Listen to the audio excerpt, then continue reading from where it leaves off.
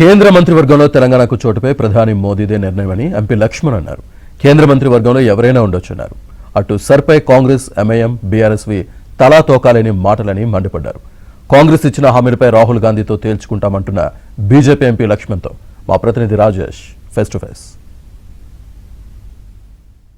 Right, ఓవరాల్గా SIR ప్రక్రియపై రాష్ట్ర వ్యాప్తంగా కాంగ్రెస్ పార్టీ, ఎంఐఎంలు భారతీయ జనతా పార్టీని తీవ్ర స్థాయిలో విమర్శలు చేస్తున్నారు. ఎస్ఐఆర్ ప్రక్రియను అడ్డం పెట్టుకుని రాజకీయంగా లబ్ధి పొందేటువంటి ప్రయత్నం చేస్తుంది బీజేపీ అనేది ప్రధానంగా కాంగ్రెస్ పార్టీ, ఎంఐఎం పార్టీ చేసినటువంటి ఆరోపణ. దీనిపై మనతో పాటు మాట్లాడడానికి ఎంపీ లక్ష్మణ్ గారు, బీజేపీ సీనియర్ లీడర్ మనతో ఉన్నారు. సార్, ఎస్ఐఆర్ ప్రక్రియకు సంబంధించి కేంద్ర ప్రభుత్వం చేస్తున్నటువంటి విధానం ఏదైతుందో సరైంది కాదు అనేది ఎంఐఎం పార్టీ, కాంగ్రెస్ పార్టీ చేస్తున్న ఆరోపణ ఎట్లా వస్తుంది?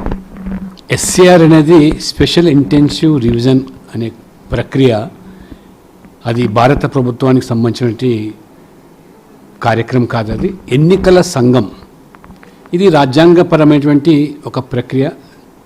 చట్టబద్ధతతో కూడుకున్నటువంటి ఈ ప్రక్రియను ఆడలేక మధ్యలో ఓడినట్టు వరుస క్రమంగా ఓడిపోతున్నటువంటి కాంగ్రెస్ పార్టీ దేశవ్యాప్తంగా గెలిచేటువంటి బీజేపీ మీద నిందలు వేయడం, విమర్శలు చేయడం పరిపాటిగా మారింది. వాస్తవంగా ఏడాదికి కనీసం 20-25 వేల మంది సహజంగా చనిపోవటం జరుగుతూ ఉంటుంది.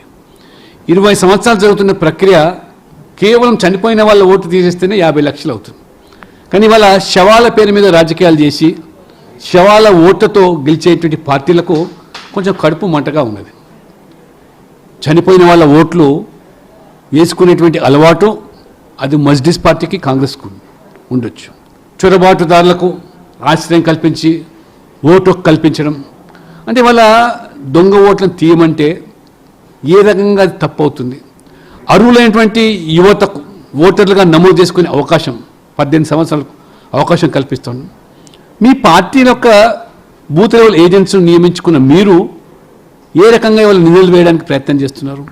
అంటే ఇవాళ దొంగ ఓటు తీయకూడదు, లేదా ఇవాళ మల్టిపుల్ ఓట్స్, ఒకే పేరు మీద 4 ప్రాంతాల్లో ఓట్లుంటే అది తీయకూడదు, ఒకే వ్యక్తి ఒక అసెంబ్లీలో 2-3 చోట్ల ఓట్లు నమోదు చేసుకున్న తప్పు లేదు. ఈ రకంగా వాళ్ళ 20 సంవత్సరాల తర్వాత జరుగుతున్న ప్రక్రియ. వాస్తవంగా ప్రతి 10 సంవత్సరాలకు ఈ ఎస్ఐఆర్ ప్రక్రియ జరగాలి.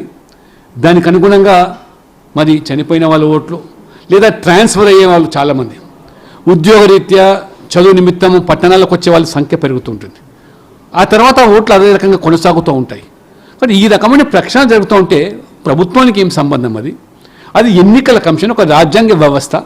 మా అభ్యర్థి మహేశ్వరంలో పలు పర్యాయాలు వారు కంప్లైంట్ చేశారు. ఆ మహేశ్వరం ప్రాంతంలో రోహింగ్యాలు వేరే సంఖ్యలో ఉన్నారని వాళ్ళని ఓటర్లుగా నమోదైనారు. కేవలం ఓటర్లుగా కాదు, శాంతి భద్రతల సమస్యగా మారుతుంది కొన్ని ప్రాంతాల్లో.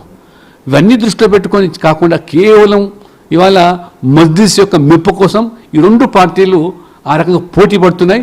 కాబట్టి మరి ఆ దొంగ ఓట్లతో గెలిచేటువంటి పార్టీలు మళ్ళీ వాళ్ళు గగ్గోలు పెడుతుండొచ్చు, కానీ వాస్తవంగా ఓటర్లు ప్రక్షాళన జరగాల్సిన అవసరం ఉంది. Right sir, thank you. మొత్తానికి సబ్కా సాత్ సబ్కా వికాస్ నినాదంతో మోదీ ముందుకెళ్తున్నారు. ఎస్ఐఆర్ ప్రక్రియకు సంబంధించి కాంగ్రెస్, అదేవిధంగా ఎంఐఎం, టీఆర్ఎస్ పార్టీ చేసినటువంటి విమర్శలకు భారతీయ జనతా పార్టీ తలగదు.